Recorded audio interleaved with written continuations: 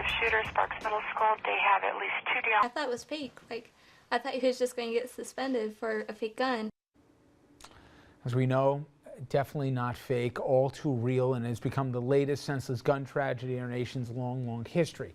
Teacher dead, community in shock, and the part that just continues to make no sense is that the gunman, the shooter, the 12-year-old, who then eventually took his own life here, and Andrew, it's this sickening pattern that we see, right? And we don't know all the facts yet. There's some reports there might have been bullying. There's questions about access and all the rest here, but we know some facts.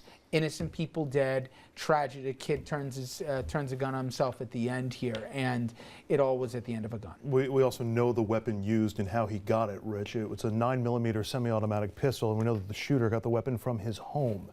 We do not know the name of the 7th grader that's being withheld out of respect for his family. We know that the shots rang out before the first bell of the school day, hitting a fellow student in the shoulder. He then headed towards a basketball court where 45-year-old math teacher and former Marine Michael Lansbury approached and calmly asked for the weapon. The student yelled no, then shot Lansbury, who died of a fatal gunshot to the chest. The delay allowed most other students to run to safety. The 12-year-old then shot one more student in the abdomen before shooting himself in the head. The 2 students who were wounded are expected to survive, Rich. And again, a lot of unfolding facts in this conversation, but again, because of the pattern of this conversation, that it seems to always have so many of these commonalities. We saw it in Connecticut too, in Newtown, as you well know, Congressman. We saw it in Jonesboro, Arkansas. We saw it in so many different places, in Columbine, etc. How about the access to the gun? If the gun's coming out of the household of the parent, is it fair to say that there should be civil, maybe even criminal exposure, if you don't secure your weapon enough that someone can gain access to it and a tragedy happens? It's kind of like the bar that overserves somebody. Maybe that would at least shame some people in securing weapons the right way. Most responsible gun owners keep their guns locked up. They keep them locked up because they don't want them stolen. They keep them locked up because they don't want their kids to have them. It's really a no-brainer. If an adult lets a kid get a weapon, they should be held liable. I mean, that to me, it has nothing to do with offending the Second Amendment. It has to do with just good old common sense. You've seen resistance, Andrew, over the years to things like trigger locks and smart guns, etc. And if you ever want an argument for it, sadly, you saw it today. Absolutely.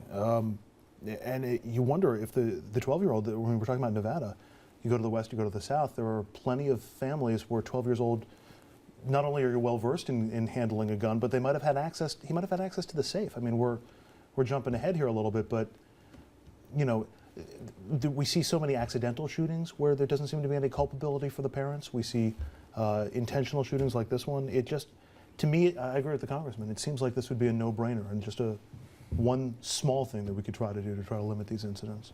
Here's what we know. We know that access to weapons, some of them will be used for bad purposes. The statistic that I find interesting, New York has dramatically lower, not just homicide rates than most American cities, but lower suicide rates. And that really is because there's a certain percentage of people at any given time who are so bummed out they want to take their lives. And when there's a gun easily available, it's so easy to take that gun and do that job.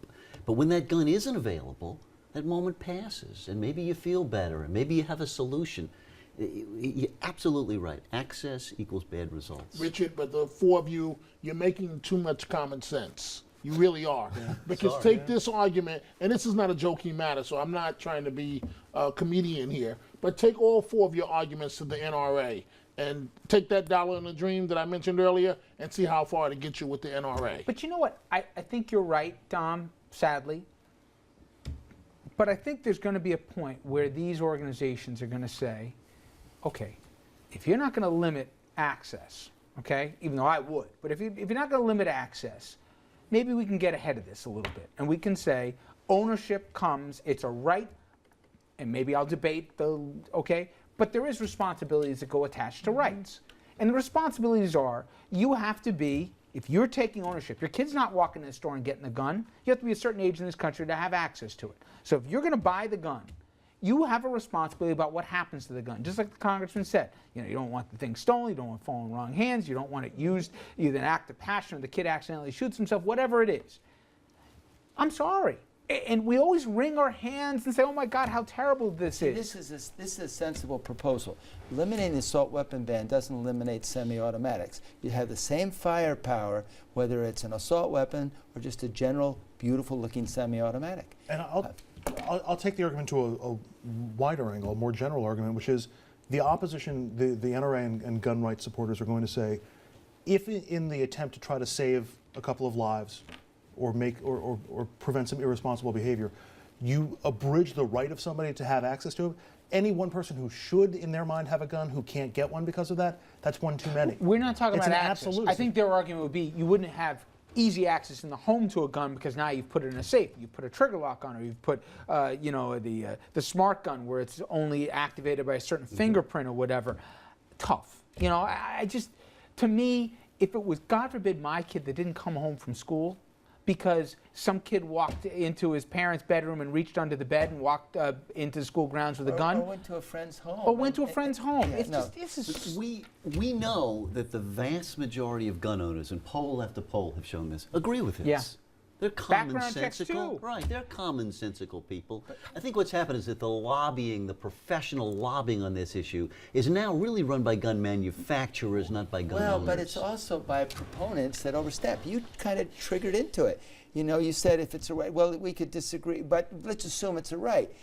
Then they say, see, you really want to take my gun away. What you need are the advocates who say it's a darn right of mine to have a weapon, but guess what? You lock it up, you don't get access. So, anyway. And I'd also back in by saying, if you want a gun, and I think maybe even the gun ownerships would like this, try and get the shooting ranges on your side to say, if you get a gun, you have to have a mandated certain amount of time at a training range or whatever. What gun right group would oppose that? But you understand, Rich, the groups that you're talking about view the Second Amendment the way I think we would all view the First Amendment, which is, with the exception of shouting, fire in a crowded theater, I don't want anybody telling me that I can't You say just something. gave a caveat to it, Andrew. You said even the First Amendment has limits, okay?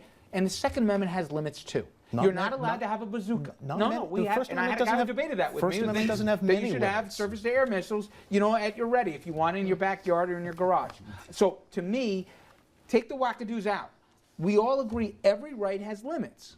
You just said it. I can't cry fire in a crowded theater. You can't be able to leave your gun, or it can fall in the wrong hands. And I love a I would just tell referendum you having that this. the gun opponents to gun control, they view this as a camel's head under the tent. So they even oppose the sensible ones.